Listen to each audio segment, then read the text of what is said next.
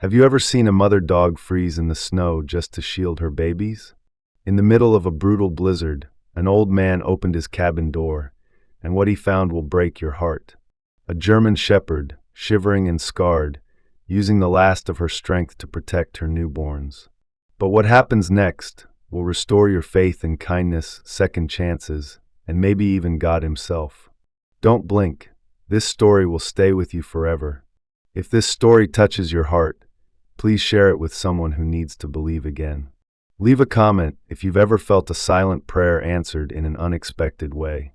And if you believe that God watches over the broken and the brave, write an amen below to join in the faith. Subscribe for more stories that remind us of the quiet power of love, loyalty, and the mysterious ways God works. May He bless you. The wind howled through the trees like a wounded animal, thrashing against the snow-covered slopes of Silver Creek, a quiet mountain town tucked into the arms of Colorado's San Juan Range. The storm had arrived early that December evening, dragging behind it a heavy curtain of snow and darkness.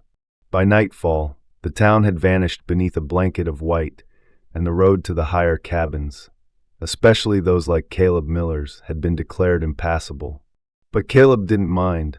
He hadn't expected visitors anyway.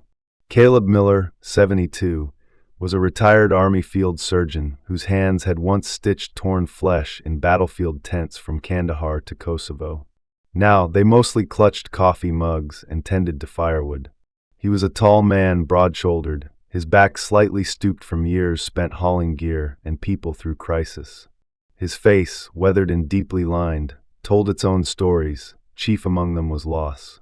The death of his wife from cancer 5 years ago had closed the chapter on the only part of his life he'd once considered normal. Since then, he had chosen solitude over society, retreating to a log cabin built by his grandfather a generation before. His gray-blue eyes still held clarity, but rarely warmth. That evening, the fire crackled in the stone hearth, casting amber shadows on the pinewood walls. Caleb sat in his worn leather chair, a heavy knit sweater draped over his lanky frame. His fingers wrapped around a chipped mug, steam curling from the dark coffee within. A worn photograph sat on the table beside him, barely visible beneath a postcard from Denver, a card that had arrived earlier that morning. "Dad, I'm so sorry," the message had read in neat cursive. "We're swamped at the hospital. I can't get away for Christmas this year. I love you, Lena." He hadn't replied yet. Maybe he wouldn't. The silence that had become his companion was somehow less cruel than disappointment. As the storm pressed harder against the cabin, a different sound reached him, a faint scratching. He straightened in his chair, setting the mug down with a quiet clink. At first, he thought it might be a branch or drifting snow shifting against the porch. Then came the sound again, sharper this time, followed by a low, trembling whimper. Caleb rose slowly, his joints stiff from age and inactivity, and moved toward the front door, stopping only to grab the flashlight from the hook by the coat rack. The wind screamed when he opened the door a crack. Snow swept into the cabin like smoke from a broken chimney. He lifted the flashlight and aimed it downward. There, nearly buried in the drifts, stood a German shepherd, emaciated, soaked, and shaking. She wasn't alone. Nestled tightly against her flank were 2 tiny puppies, barely more than a handful each, their small forms trembling beneath her desperate embrace. Frost clung to the mother's fur like shards of glass. Her ribs showed through her coat, thin as wire beneath wet, matted hair. Her breath came in soft, ghostly plumes. But it was her eyes that held Caleb in place, golden, desperate, wild but pleading. She didn't bark. She didn't run. She simply stared.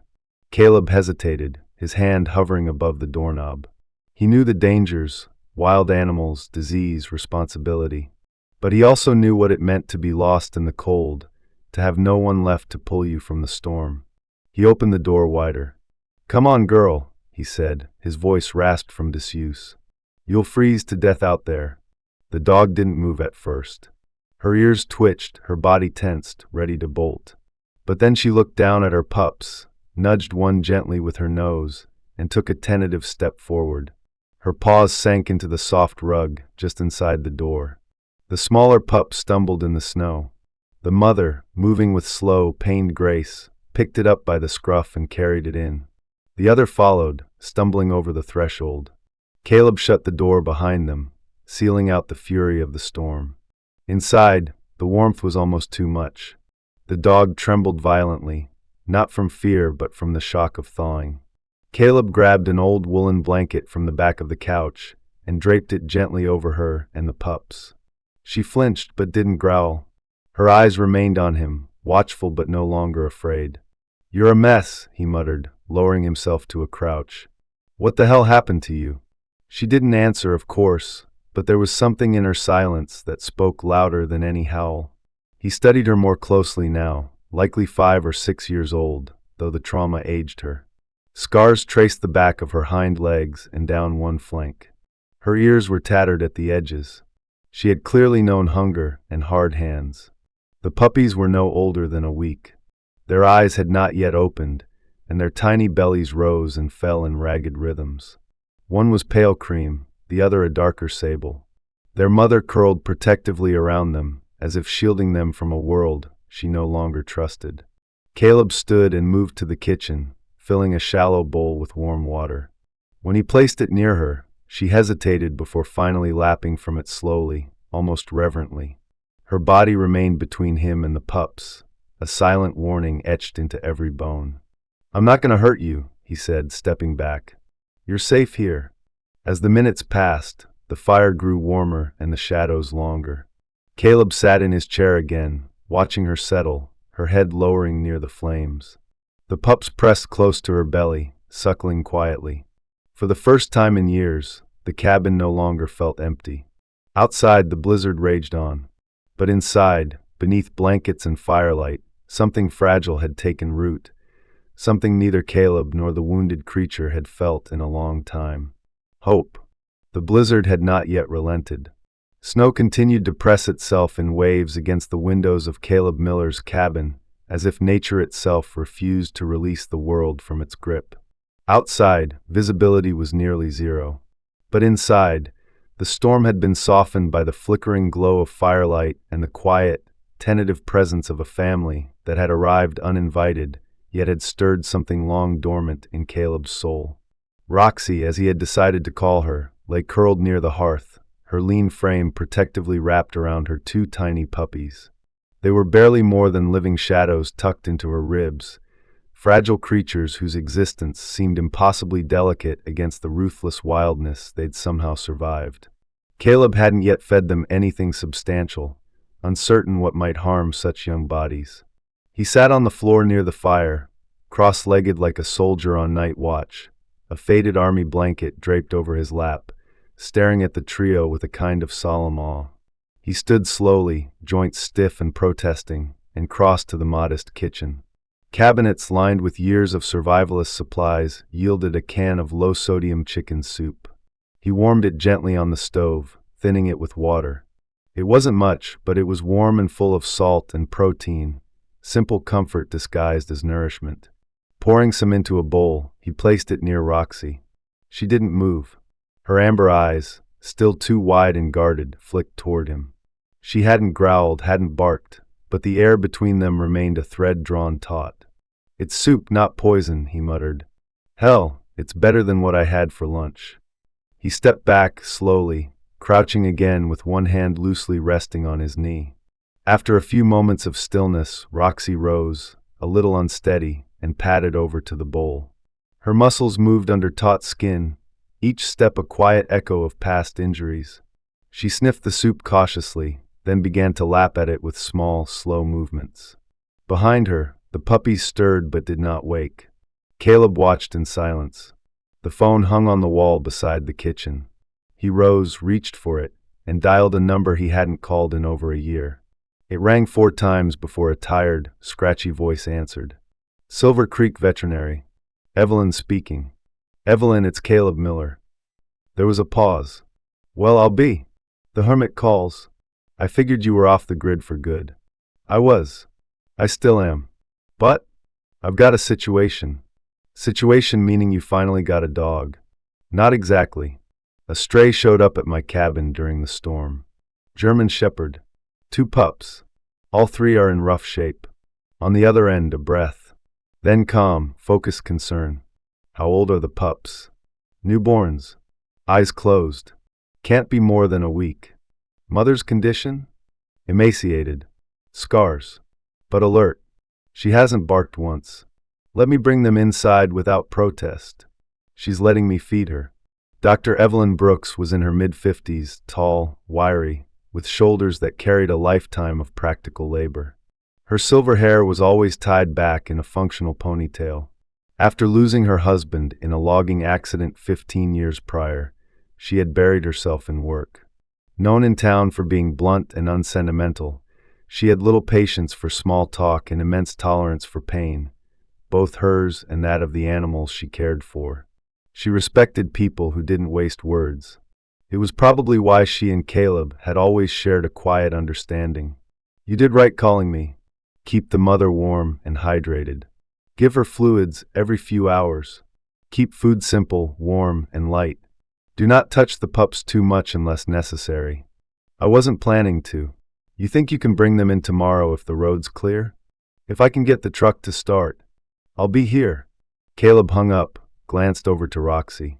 She had finished the soup and was now cleaning the pups with soft, rhythmic licks. Her eyes met his briefly. No fear, just exhaustion. Caleb returned to the fireplace, gently added another log, and pulled the army blanket tighter around his shoulders. You didn't just wander into my woods, he said aloud. Something drove you here. His voice fell into the silence like snow onto snow. He remembered the way her ears had twitched at every noise, the stillness in her posture, as if waiting for something terrible to arrive. She'd traveled through a blizzard, weak, alone, carrying 2 lives, and hadn't whimpered until she'd reached his door. That wasn't just desperation. That was intent. Somewhere deep inside, the old instincts stirred, the same instincts that had kept him alive in far-off war zones, reading the land, knowing when the wind was wrong. Something about her arrival didn't sit right. She wasn't just lost. She had escaped. As midnight approached, the storm began to thin. The heavy gusts gave way to steady snowfall. The world outside turned ghostly white, and the cabin creaked in the cold. Caleb stayed awake longer than he intended. Sleep was hard when your mind kept circling shadows. Roxy began to breathe more evenly. One of the pups let out a soft squeak, legs twitching in a dream only it could see. Caleb watched them all, feeling something he couldn't quite name. Maybe it was purpose. Maybe it was the slow crumbling of a wall he didn't even know he'd built. At some point, without realizing it, he dozed off in the chair. When he woke, the fire was mostly embers, the cabin quiet. A soft weight leaned against his foot. Roxy, not curled by the fireplace anymore, but resting beside him, head against his boot, eyes closed. Her puppies lay close, tucked between his chair and her chest. Caleb didn't move. He sat there, watching the slow rise and fall of her breath, and allowed the warmth to spread, not just from the fire, but from something older, something deeply human. Not love, not yet, but trust. And that, too, was a beginning. The morning after the storm broke clear and silent. Snow blanketed the mountains like a hush had fallen over the world. The sky above Silver Creek had turned a pale cobalt, the kind of piercing winter blue that only appeared after a hard freeze. The trees were encased in white, every branch crusted in ice, glinting under the newly risen sun. Caleb Miller stepped outside his cabin with a heavy coat wrapped tight around his tall frame, keys jingling in one hand and a bundled blanket in the other. Inside the folds of that blanket were the 2 sleeping puppies, their bellies warm and full for the first time in days. Roxy, never more than 3 feet from them, stood beside him at the cabin door, uncertain but ready. Caleb had managed to get the truck running after half an hour of coaxing the battery back to life. The old Chevy groaned like a waking bear, but finally roared into action. He placed the puppies gently into a crate lined with towels and helped Roxy climb into the back seat, though she kept trying to stay closer to her pups. "You're coming too," he told her. "They won't let me bring them in without you." By the time they reached the Silver Creek Veterinary Clinic, the snowplows had cleared most of the roads. The building was small but tidy, painted faded green, with a wooden sign out front depicting a silhouette of a dog curled around a cat. Inside, the air was warm and carried the scent of antiseptic and cedar shavings. Dr. Evelyn Brooks was already waiting. Evelyn greeted them at the door, her long gray ponytail falling over a flannel shirt and jeans. She wore a canvas vest with deep pockets filled with pens, thermometers, and notes scribbled on sticky paper. "You made it," she said, looking at Caleb, then turning her eyes toward Roxy. The German shepherd stood stiff-legged beside Caleb, her eyes scanning the unfamiliar room. "We made it," Caleb replied. Evelyn knelt beside Roxy, keeping her hands visible, moving slowly. "You're a brave girl," she said softly. "Let's have a look at those pups." She led them into the examination room and set the crate onto the counter. The pups stirred but remained asleep, exhausted from their ordeal. Evelyn worked with the quiet confidence of someone who'd spent a lifetime tending broken creatures. Her voice never rose above a gentle murmur. She examined the puppies first, both underweight, but breathing strong and without visible injury. "They've still got fight in them," she said. "You did good getting them in." Then came Roxy's turn. Evelyn ran her hands carefully over Roxy's body, noting the ribs, the hip bones that jutted sharply beneath fur, the scar tissue along her legs, shoulders, and muzzle. Her fingers paused on a mark behind Roxy's right ear, an old, healed cut. "Not from a fight, from a blade." "This one's been through hell," Evelyn said, her voice tight. "These scars aren't from the wild.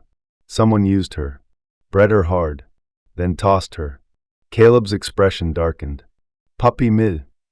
"Probably. Could be worse. Could be a private breeder that went rogue. Either way, she didn't get like this wandering through the woods." Roxy remained still throughout the exam, only tensing when Evelyn touched near her hindquarters. "You can see how she holds herself," Evelyn continued. "No aggression, but she's been trained not to react. Probably punished for barking or growling. That kind of suppression doesn't come naturally." She stepped back and removed her gloves. "If you hadn't taken her in when you did, she and those pups wouldn't have survived another night." Caleb nodded but said nothing, his fists clenched in his jacket pockets. Evelyn placed a hand lightly on his arm. "We'll get her back on her feet. It'll take time, but she's resilient." After the checkup, Caleb loaded the dogs back into the truck and drove toward the town center. The local animal shelter sat behind the firehouse, its exterior modest, with a metal roof and a fenced run out back. The inside was quiet. Mid-morning was usually the slowest time. A young man sat behind the reception desk, flipping through a clipboard. He looked up as Caleb entered, offering a crooked smile beneath a mop of curly brown hair. "Can I help you?" he asked, setting the clipboard down. "I'm looking to see if anyone's reported a missing German shepherd," Caleb said, pulling a folded photo from his coat pocket. It showed Roxy sleeping beside the fireplace, the pups curled into her chest. He handed it over. The young man studied it for a moment, his brow furrowing. "That's a beautiful dog. And those puppies, dang." He shook his head slowly. "No reports like that, sorry." But? The young man leaned forward, lowering his voice. "You said she showed up near the forest line?" Caleb nodded. "I'm Jake," the young man said, extending a hand. Caleb shook it. Jake looked to be in his early 20s, slim, pale, with soft features and calloused hands. There was a kind of nervous energy about him, like someone always bracing for a noise he couldn't explain. "I've only been working here about a year, but we've had cases. Dogs like her showing up from time to time, usually females. Always sick, scared thin. Always from the edges of the San Juan forest." Jake stood and walked to a filing cabinet, pulling out a folder. He opened it to reveal several photos, different dogs but with similar stories. Shepherds, labs, even a few huskies. All female. All with scars. Nobody ever claims them. We've always thought there was a breeder operating off-grid. Someone who dumps them when they stop being profitable. Caleb looked at the images and felt a familiar burn of anger rise in his chest. "And nobody's done anything about it?" "Animal control's underfunded," Jake said with a sigh. "We've filed reports, but without exact locations or evidence, it's hard to trace. Forest rangers patrol the main trails, but these people use backwoods paths. Places only locals or hunters would know. Caleb tucked the photo of Roxy back into his coat. Thanks, Jake. Jake nodded. If you need supplies or help fostering, come by any time. We try to support rescues as best we can. Back in the truck, Caleb stared through the windshield for a long time. The sun was high now, turning the snow into glittering dust. He looked over his shoulder. Roxy was lying in the back seat, her head resting beside her pups. Her eyes met his in the rearview mirror. You didn't just survive, he murmured. You escaped something worse. The snow had softened over the course of several days, turning from hard-crusted drifts into pillowy mounds that clung to the landscape like forgotten dreams. Sunlight filtered through the tall pines surrounding Caleb Miller's cabin, casting long, golden beams across the wooden floor. Inside, the warmth from the hearth filled the space, mingling with the quiet crackle of burning cedar and the rhythmic tick of the old clock on the wall. It was the kind of afternoon that would have once passed unnoticed, peaceful, still, uneventful. But not anymore. Roxy lay beside the fireplace, her eyes half-lidded in sleep, though her ears twitched at every sound. The puppies, now visibly more robust, nuzzled into her side, their fur thickening, their bodies gaining weight day by day. Caleb sat at the kitchen table, writing in a notepad he hadn't touched in over a decade. He wasn't sure why he'd picked it up, maybe to track feedings, or maybe just to write something real again. His handwriting had gotten worse, he noticed. Shaky, too narrow. He smirked to himself, wondering if he'd aged faster than he thought. The phone rang, a sharp buzz in the stillness. He stood slowly and crossed the room to answer, half expecting Evelyn Brooks with another suggestion, or maybe Jake calling with new information about the mystery of the abandoned dogs. Instead, it was his daughter. "Hi, Dad," came Lena's voice, soft but firm.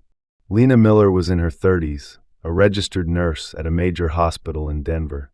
She had inherited her mother's dark hair and her father's height, but her personality was all her own, practical, driven, and impossibly empathetic. Years in the trauma wing had hardened her tone, but deepened her compassion. Caleb heard the exhaustion in her voice, even before she said anything else. "You okay?" he asked. "Long shift," she sighed. "I just wanted to check in. I feel awful about Christmas." "It's all right," Caleb said. "Snow would have kept you from getting here anyway." Still. A pause, then a shift in tone. "Listen, Dad. I've been thinking. Maybe it's time you moved back into town. You've been alone too long. You're 72, and I worry." Caleb exhaled through his nose. "I'm not ready for that. You shouldn't have to handle everything on your own anymore. I can set up a room for you here. There's a veterans group you might actually like. You need people." "I've got company," he said before he could stop himself. There was a pause on the other end. "What does that mean?" Caleb glanced over to Roxy. She was awake now, head lifted, eyes alert. "I've got a dog," he said simply. Lena laughed, a short, disbelieving sound. "You? A dog?" "She came to me, during the storm, with 2 puppies. I couldn't just leave them." The silence stretched, then softened. "Well, that sounds like a beginning. I suppose it is." Then quieter, she said, "Don't isolate so deep, Dad. Not anymore. Mom wouldn't have wanted that." Caleb didn't respond to that. Not immediately. Then, "I've got something to do, Lena. Something I didn't expect. But it feels important." Lena didn't press. She just said, "Okay. Just promise you'll call more often." "I will." After the call ended, Caleb stood for a while, gazing out through the window over the snowy stretch beyond his porch. A quiet ache stirred in his chest. He hadn't said that out loud before, this feeling, this sudden pull toward something meaningful. The dogs weren't just guests. They were tethering him. He turned to check on Roxy, just in time to see her body shift. She stood up slowly, ears pricking, tail low and stiff. Her eyes locked on the front window, and a low, guttural growl rumbled from her chest. It wasn't the warning kind of growl dogs give to say stay back. This one was deeper, closer to fear than anger. Her muscles rippled under her fur, her posture protective but charged, like a soldier waiting for the enemy to crest the hill. "What is it, girl?" Caleb asked quietly, moving toward her. The growl grew louder.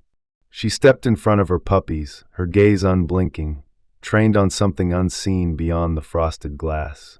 Caleb felt a shiver crawl up his spine despite the heat of the fire. He moved to the window and pulled back the curtain. There was nothing, just trees and snow and shadows. But the look in Roxy's eyes unsettled him. Her entire body trembled, not with cold but memory. She knew something.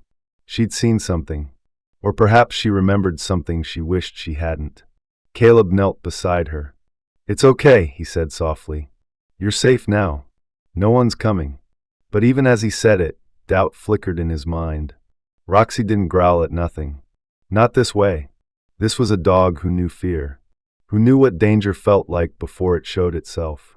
The growling slowly subsided, but Roxy remained alert for the rest of the evening. Even after Caleb placed a second log on the fire and dimmed the overhead lights, she refused to lay back down.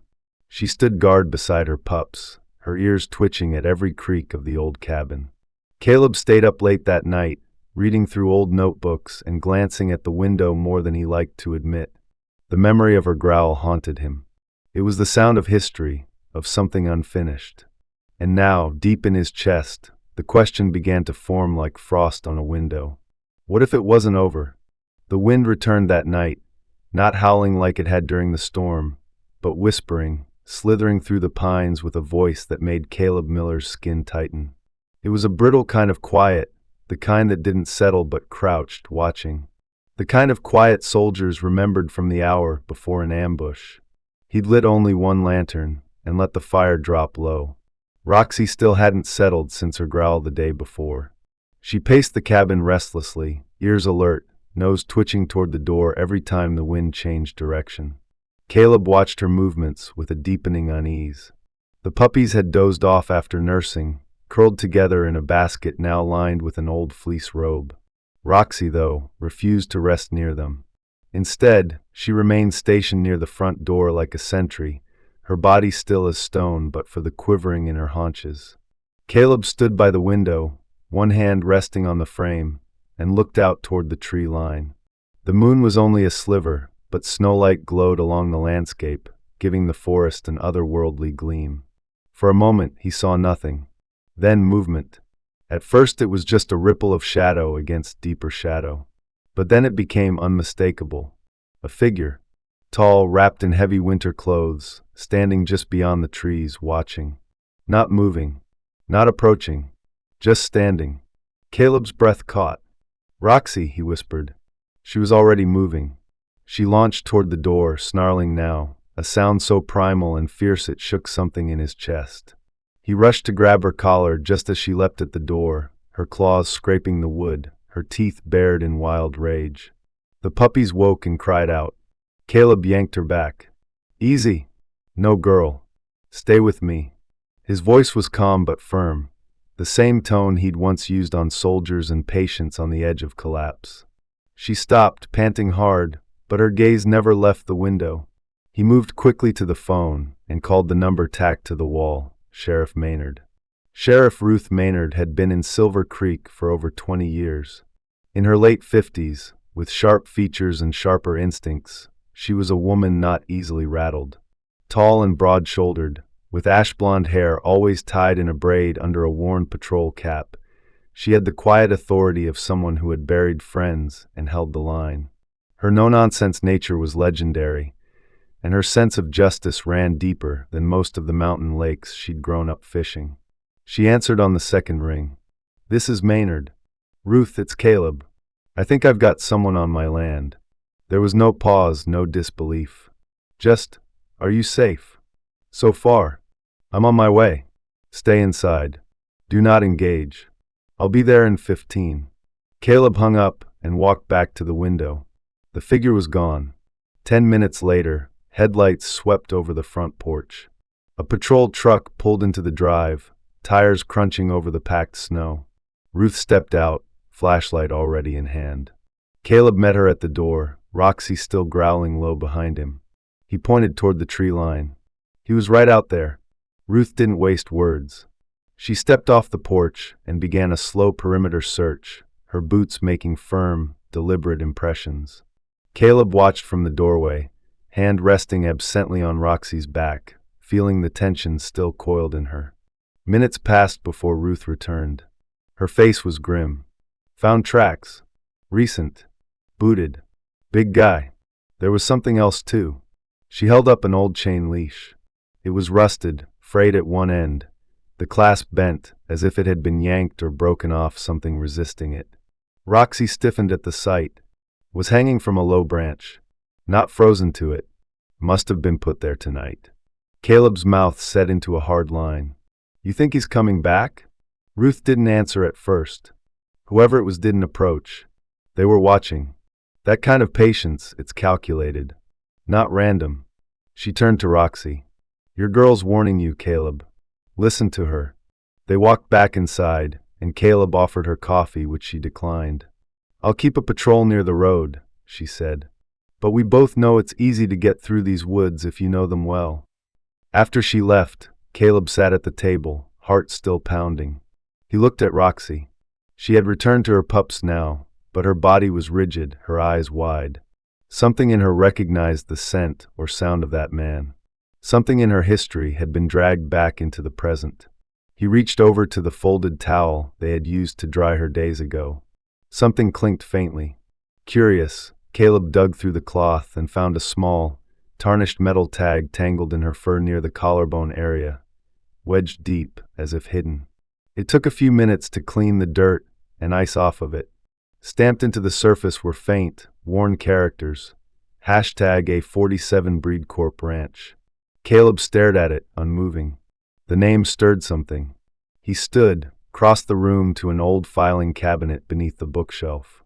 Inside, under stacks of journals and utility bills, he found a battered manila folder labeled State Reports Animal Welfare. Back when he had volunteered for a wildlife rescue coalition, he'd kept notes on every facility flagged in the state. There it was, Breed Corp Ranch. Shut down 4 years ago after multiple citations for illegal breeding operations, neglect, and unregulated euthanasia. The owners had vanished when state inspectors moved in. No, he whispered. Not again. It wasn't just that Roxy had escaped abuse. She had escaped from them, and someone was looking to get her back. He folded the tag into a napkin, placed it in his pocket, and walked to the window. The woods were quiet again, but now that quiet no longer felt empty. It felt like a trap waiting to spring. The morning broke under a dull sky, pale and heavy with cloud, the kind that promised more snow by dusk. The mountains around Silver Creek stood silent and sharp, their edges softened by thick frost. Caleb Miller stood on his porch with a mug of hot coffee, steam curling around his face. Roxy sat beside him, not entirely relaxed but not alert either, her ears perked but her tail resting on the wooden boards. The pups were inside, now crawling and yipping clumsily, their eyes open and curiosity growing by the day. It might have been a quiet morning, almost ordinary, if not for the crunching sound of boots on snow. Caleb turned his head slowly toward the narrow trail leading up from the main road. A man was approaching. Not hiking, not wandering, walking directly toward the cabin, like he had every right to be there. His coat was dark and heavy, patched in places, the hood pulled low over his brow. He was tall, broad-shouldered, but the kind of broad that came not from labor but weight, thick arms, solid gait. Something about the way he moved stirred a memory Caleb couldn't quite place. Roxy rose to her feet instantly, her entire body stiffening. The man stopped at the base of the porch, his face shadowed beneath the hood. "That's my dog," he said, voice low, calm, but edged with menace. Caleb didn't answer at first. He set his coffee mug on the porch railing and took one slow step forward. "Say that again." The man raised his head slightly, revealing a face weathered and sunburnt, with a crooked scar running from the corner of his left eye to the jawline. His eyes were pale green, almost gray, and carried the flat weight of someone who never learned regret. "She belongs to me. Her name's not Roxy. It's Delta. She ran off. Took 2 pups with her. I've come to get what's mine." Caleb stepped down the stairs. "If she belonged to you, why is she covered in scars? Why did she nearly starve to death running through a blizzard with 2 newborns?" The man shrugged casually. Dogs get out sometimes. Happens. She was terrified. Some dogs just spook easy. Caleb's hand moved to the side of his coat, where the shotgun leaned just inside the doorway. He didn't reach for it, yet. You need to leave. Roxy was now standing fully in front of the door, her body positioned protectively in front of the pups. A low growl vibrated from her throat, the fur along her back raised like a ridge of thorns. The man took one slow step forward. She remembers me. You can see it. She knows who I am. You're right, Caleb said quietly. She does. That's why she's ready to tear your throat out. Roxy's snarl rose like thunder. The man's smirk cracked for a moment. You think this ends here, old man? Caleb didn't answer. He simply stepped back, opened the door behind him, and returned with the shotgun. He didn't raise it, just held it at his side with confidence born from muscle memory. The smirk faded completely. She's not yours anymore, Caleb said. And you're not welcome on my land. The man's eyes darted between Caleb and Roxy. Her teeth were fully bared now, and she didn't move an inch from the doorway. Finally, with a grunt, he took a step back. You don't know what that dog is. What she was made for. I know exactly what she is. A mother. A survivor. And a hell of a lot better than whatever made her run. The man's voice dropped. Breed Corp isn't gone. You think just because the name vanished, the work did too? We're still out here. People like me, we don't disappear. He turned and walked off down the trail without another word. Roxy stood trembling, not with fear, but with fury held on a thread. Once the man was gone, Caleb locked the door and gently coaxed Roxy away from the pups. Her eyes were wild but slowly settled as Caleb knelt beside her. I won't let him take you, he said, barely above a whisper. You're safe here. Later that day, Caleb reviewed the footage from the outdoor trail camera he'd set up after Sheriff Maynard's visit. It had caught the man approaching, clear enough for an ID. He downloaded the clip onto a flash drive and drove to town. Jake was at the shelter, hunched over a spreadsheet, a mug of cold coffee beside him. He looked up as Caleb entered, eyes narrowing as he saw the flash drive in Caleb's hand. What's that? Proof. Caleb plugged it into Jake's laptop. They watched in silence as the footage played, the man's approach, his standoff with Caleb, his retreat. Jake swallowed hard. That's Ross Keegan. Who? He used to be a handler. Worked for Breed Corp. Disappeared right after the state raided them. Rumor is he took some of the dogs and started his own operation underground. No one's ever caught him. Caleb stared at the frozen image of the man's face on the screen. Well, now we know where he is. Jake looked shaken. If he's here, it means they're setting up nearby. Silver Creek's quiet, off the radar. He's not just after Roxy. He's testing ground. Caleb stood. Send the footage to Maynard. Now. Jake nodded, already typing. Be careful, Mr. Miller. I always am. That night, Caleb installed a second trail cam, pointed deeper into the trees. Then he sat by the fire, Roxy curled beside him, the pups fast asleep in their basket. He looked down at her, his fingers brushing the fur between her ears. They're not taking you back. I swear to God. Roxy didn't move, but her eyes slowly closed. For the first time in days, her breathing deepened. Not sleep, something closer to rest. The snow had started to melt in earnest, retreating from the edges of the trees and dripping from the eaves of the cabin in a slow, steady rhythm. The creek just beyond the ridge had begun to babble again, its voice shy but persistent as it pushed past the crusts of ice still clinging to the rocks. Spring was not here, not fully, but it was on its way, peeking like sunlight through closed curtains. Inside the cabin, warmth hummed steadily, not just from the fire, but from something deeper that had begun to settle.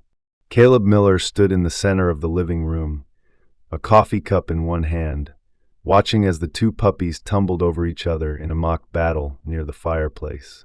Their legs were still a bit wobbly, their coordination comically off, but they barked with full confidence, unaware of their own clumsiness.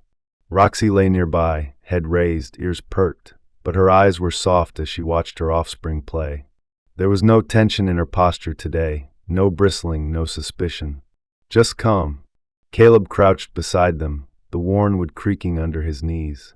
The larger pup, a bold little boy with a caramel tan coat and dark muzzle, charged toward him, barking in triumph as if he'd just conquered Everest. Caleb chuckled and scooped him into his arms. "Your trouble," he said, cradling the pup gently. Full of attitude already. He looked into the dog's round, intelligent eyes and said, "Scout. That's what I'll call you. Brave little thing." He set Scout down and turned to the smaller one, slender and quick, with a golden sheen to her fur and a softer, quieter demeanor. She had a curious, darting way of moving, like she was always listening to something unseen. Caleb reached out, and she cautiously sniffed his hand before stepping forward to nuzzle into his palm. "And you," he said, "you'll be Willow, graceful and watchful." Roxy's tail thumped gently against the floor. Caleb met her eyes and nodded once. "I think you're good with those names. And you, of course, you're Roxy. You earned it." She blinked slowly, her gaze warm. Caleb stood, heart fuller than he remembered it being in years. It wasn't just the naming, it was the recognition that these dogs weren't guests anymore. They were his. Or maybe he was theirs. The distinction didn't matter.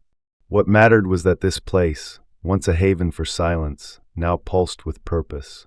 That afternoon, he took them outside for the first time since the confrontation with Ross Keegan. The sun had turned the snow soft and patchy, revealing spots of frozen ground and damp moss beneath. Scout darted ahead, ears flopping as he bounded over mounds of slush. Willow followed, more cautiously, always checking back toward Roxy. Roxy herself stayed close to Caleb, sniffing the air as if reassessing her territory under a new light. He brought them around the side of the cabin, toward the woodpile and the old bench his father had built. The woods beyond stood tall and silent, but the dread they once held seemed diminished. The pups didn't sense danger, only possibility. As they rounded the porch again, Caleb froze. A car was pulling into the drive. A gray Subaru, coated in road salt, its tires crunching over the gravel. He recognized it instantly. The driver stepped out, brushing snow off her coat before she even shut the door. Lena.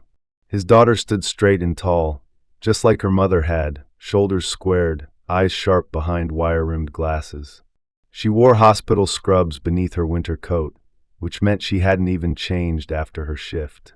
Her dark brown hair was tied into a low bun, and despite the tired lines under her eyes, she carried herself with intention. Caleb raised a hand. "You didn't call." "I figured if I did, you'd come up with a reason not to see me," Lena replied, slamming the door shut and walking toward him. She stopped at the foot of the steps, her eyes falling on Roxy and the two pups. Her expression shifted, softened, and then she looked back at her father. "So, this is what you meant when you said you weren't alone." "Yep," Caleb said, motioning toward the family. "This is Roxy. That's Scout. And the small one's Willow." Lena stepped forward cautiously. Roxy didn't growl. She simply stood between Lena and the pups, watchful but not hostile. "She's protective," Caleb said. "She's a mom," Lena replied, crouching slightly. Willow took a few curious steps toward her, then turned and bumped her head against Roxy's leg. Lena smiled. "She's beautiful. They all are." There was a pause, long but not awkward, just full of the weight between them. Then Lena stood and looked around the cabin yard, at the mountains beyond. "It's good to see you like this. Alive." Caleb let out a slow breath. "They brought something with them. Something I didn't realize I was missing." Lena stepped onto the porch and peered through the window at the cozy interior. The fire was still burning. A book lay open on the armchair. A blanket on the floor, where Scout had been chewing earlier. "You have a home again," she said. "I guess you do." That evening, as the sun dipped low behind the ridge, Caleb sat in his chair near the fire. Lena had stayed for dinner, simple stew and biscuits, and now she was asleep on the couch, one hand resting over her stomach, soft snores rising and falling. Scout lay curled against her hip. Willow had nestled into a blanket by the fire. Roxy lay at Caleb's feet, her head on his boot. He looked around the room, the lamplight casting gentle shadows, and felt it fully for the first time. Not survival, not duty. Family. The snow had receded enough for patches of brown earth to peek through near the trees. Spring hovered in the distance, hinted at in the scent of thawed pine needles and the distant trickle of streams that had been locked in silence for months. But the air still carried a chill, sharp enough to bite, and at night the cold returned with vengeance. It was on one such night, clear, still, and dangerously quiet, that something broke the peace that had begun to blossom inside Caleb Miller's cabin. Caleb had gone to bed late, after finishing a long letter to Lena that he didn't yet know if he'd send. Roxy lay curled near the fire, while Scout and Willow were tucked into the old laundry basket, now lined with fresh quilts.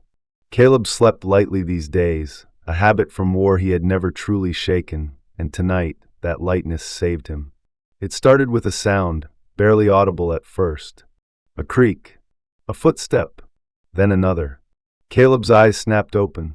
The cabin, normally settling and sighing in its aging bones, had gone completely still. Even the wind had stilled. He sat up, straining his ears. Another creak, closer now, and the faint click of metal. Roxy was already on her feet, stiff and silent, eyes fixed on the back of the cabin. Someone was inside. Caleb moved fast but quiet, reaching beneath the bed where the shotgun rested. As he rose, Roxy began a low growl, not loud, but low enough to vibrate through the floor. She moved to the main room, each step deliberate, protective. Caleb followed just as a shadow darted across the hallway, fast and low. Then came the crash.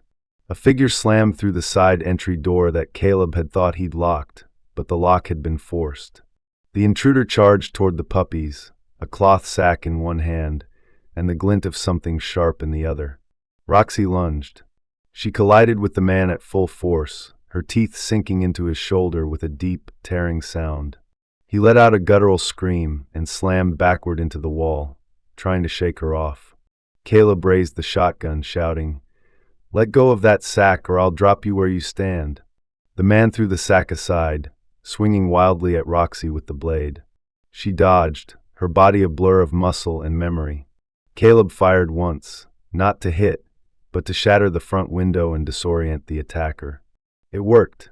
The man stumbled, crashed through the broken glass, and bolted into the woods, bleeding and gasping. Roxy stood frozen at the threshold, snarling into the night. Caleb ran to her side, hand gripping her collar. "It's done," he said. "You did good. You protected them." 15 minutes later, red and blue lights cast long beams through the trees as Sheriff Ruth Maynard and her deputy, a young officer named Halloran, arrived on the scene. Ruth, dressed in a heavy-duty parka and leather gloves, took one look at the shattered door, the broken glass, and the blood-stained floor, and her jaw tightened. "Tell me everything," she said. Caleb did. Roxy sat beside him the whole time, still trembling but refusing to leave the room where Scout and Willow now slept, unaware of the violence they'd nearly witnessed. As Caleb spoke, Ruth examined the scene, nodding grimly. "There's a trail of blood," Deputy Halloran called out from the trees. "Heading northwest. Looks like he's limping. He won't get far in this cold." Within the hour, the radio crackled back with an update. They'd caught him. Ross Keegan. He'd been found nearly a mile into the woods, collapsed from blood loss and exhaustion. He still had the knife, still wore the same torn coat, and his shoulder bore deep bite wounds, proof of what Roxy had done. Ruth turned to Caleb, her expression unreadable. "We've had suspicions about Keegan for years, but never enough to hold him. Now we do. And with the tag you found from Breed Corp., the testimony you gave me, and what we found on him tonight, this could finally bring down whatever's left of that operation." Caleb nodded, slow and deliberate. "I want to testify," he said. Ruth studied him for a beat longer, then gave a short nod. "I figured you would. Not just for Roxy," Caleb continued. "For the others. The ones that didn't make it out." Later, after the lawman had gone and the cabin was quiet again, Caleb sat beside the fireplace, gun cleaned and back in its case. The adrenaline had worn off, leaving behind a soreness in his muscles and a dull ache in his chest. Roxy lay with her head in his lap, her eyes finally closed, breathing deep and even. Willow and Scout, now stirred awake by the noise but calm again, played lazily on the rug. He ran a hand gently over Roxy's scarred shoulder. She didn't flinch. "You're safe now," he whispered. "For good this time." The night outside remained cold, but something had changed. The shadows no longer felt as heavy. The silence no longer felt like waiting. In the heart of that mountain cabin, with the fire burning low and the breath of dogs warming the air, Caleb realized that home wasn't a place you built with wood and nails. It was something you earned by standing your ground, by protecting what mattered, and by saying, finally, enough. Spring in Silver Creek didn't arrive in a rush. It crept in quietly, like a shy guest stepping into a room full of warmth, hesitant but welcome. The snowmelt fed the mountain streams, which now bubbled freely down the hillsides, carving fresh channels into the soil. Trees began to stretch their limbs, shaking off frost and budding into color. At the edge of the forest, where Caleb Miller's cabin sat nestled like an old secret, new life was everywhere. Inside the cabin, the air no longer smelled of smoke and survival, but of stew on the stove, wet dog, and lemon oil. The furniture had been rearranged to make room for 3 growing companions. Scout and Willow had shed most of their baby awkwardness, now bounding across the floors with the boldness of pups who had never known fear. Scout had grown broad-chested, with expressive dark eyes and a bark that echoed joy more than threat. Willow, slimmer and sleeker, carried a quiet confidence in her movements, often shadowing Caleb from room to room as though watching over him in return. And Roxy had transformed. Her coat had regained its luster, thick and brushed to a soft golden sheen, her muscles toned and movements fluid. Her eyes, once clouded with wariness, now sparkled with calm assurance. She walked through town beside Caleb without a leash, never straying, her head held high. Children called her name as she passed, and shopkeepers often left out a biscuit or 2 on their windowsills. Dr. Evelyn Brooks, who had monitored her progress from the beginning, had said during one of her checkups, "She doesn't just look like a different dog, she is a different dog." Word had spread about Roxy's bravery. Sheriff Maynard's testimony in court, paired with the evidence Caleb and Jake had provided, had helped lead to the conviction of Ross Keegan. Breed Corp's underground operations were being investigated in 3 states now, and Roxy had become the silent face of that victory. A photo of her, standing beside the courthouse, calm and proud, had even been featured in the Silver Creek Sentinel. Beneath it, the caption read, "From victim to hero, Roxy's journey inspires change." One sunny morning in May, Caleb checked the mailbox at the end of his winding dirt road. Inside was a small envelope with the return address of the Mountain Paws Rescue Center. He opened it with care and read the handwritten note inside. "Dear Mr. Miller, we wanted to thank you, not only for rescuing Roxy, but for what your testimony meant to so many of us who work in this field. Your courage and clarity gave us what we needed to move forward in protecting animals like her.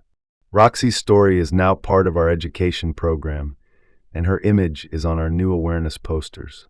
With gratitude, Allison Green, Director Mountain Paws Rescue Center." Caleb folded the letter slowly and tucked it into the breast pocket of his flannel shirt. It was the first time in years he had felt proud of something that wasn't connected to the past. The cabin had become more than a place to be left alone. It was now a home. And for the first time in a long time, Caleb didn't feel like a man retreating from the world.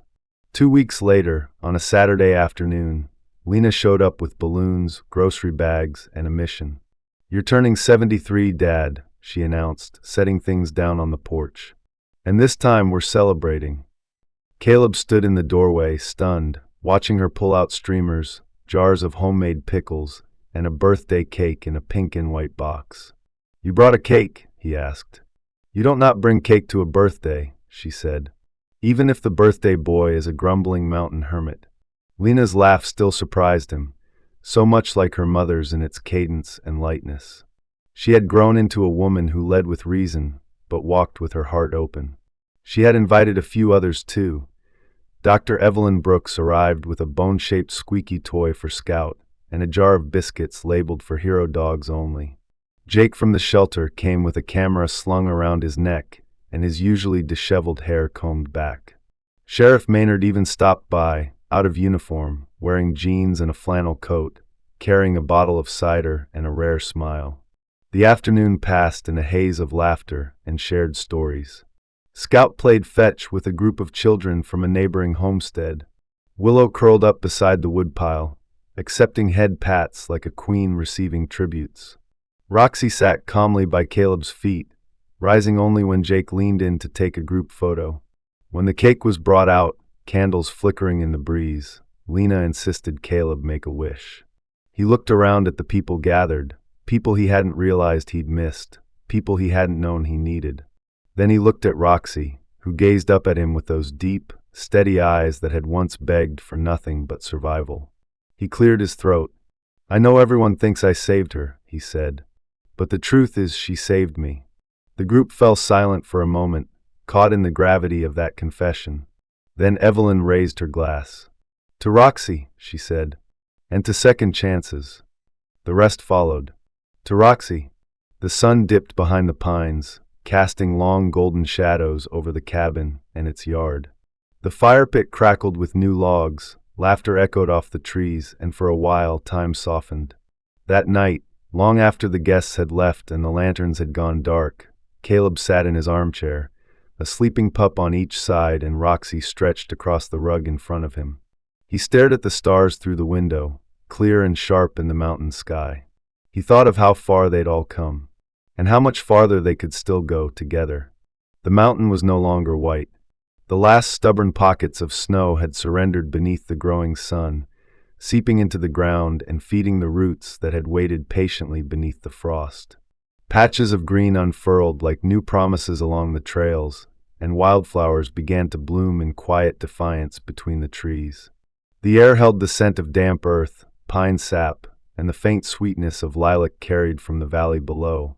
Spring had arrived in Silver Creek, not with noise, but with certainty. Caleb Miller stood at the edge of his porch, hands resting on the railing worn smooth by time and weather. His breath no longer formed mist in the air, and the sun warmed his shoulders through the fabric of his shirt. Below him, Roxy, Scout, and Willow chased each other in the clearing near the cabin, their paws kicking up little clouds of dirt and fresh pine needles. Scout had grown into a strong, agile adolescent, his frame solid and sure. Willow was leaner, quick as a dart, and clever in her play, never the fastest, but always the one who knew where her siblings would run next. Roxy moved among them like a guardian, no longer limping, her steps easy and purposeful. The scars on her flanks and muzzle were still visible, but they no longer told a story of pain. They had become part of her strength. Caleb smiled as he watched them, his eyes squinting slightly beneath the brim of his hat. He had aged more in the past year than he'd care to admit, but the wear on his bones was no longer from loneliness.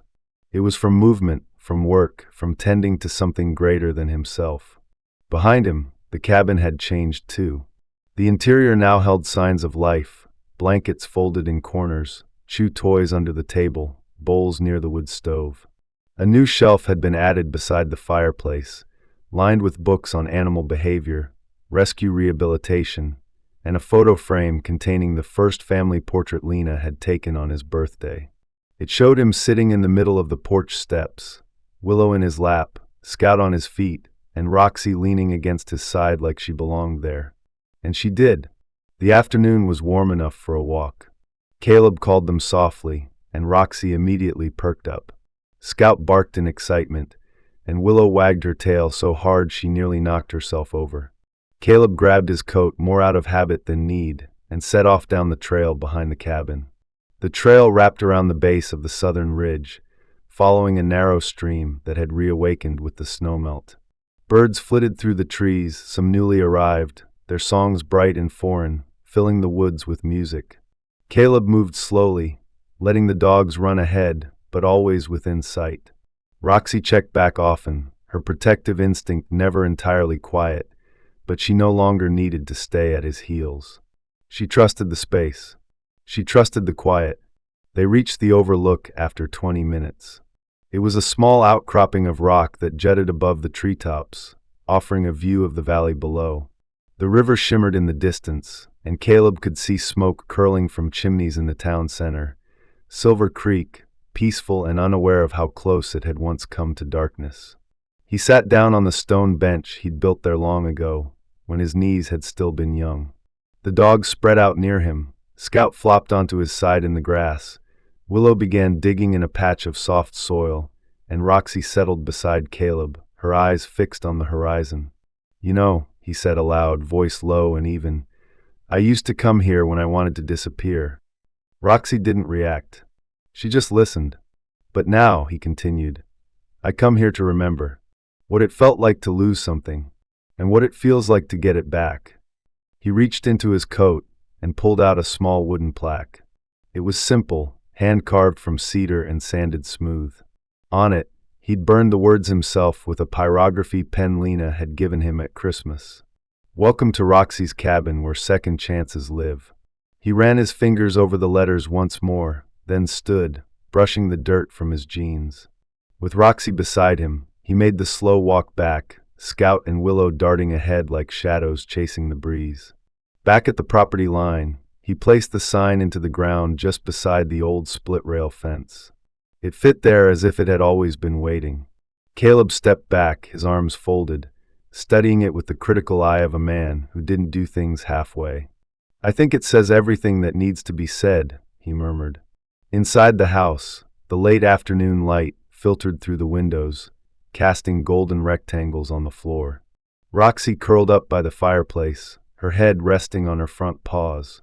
Willow pawed at a squeaky toy until Scout pounced and stole it, starting another round of joyful chaos.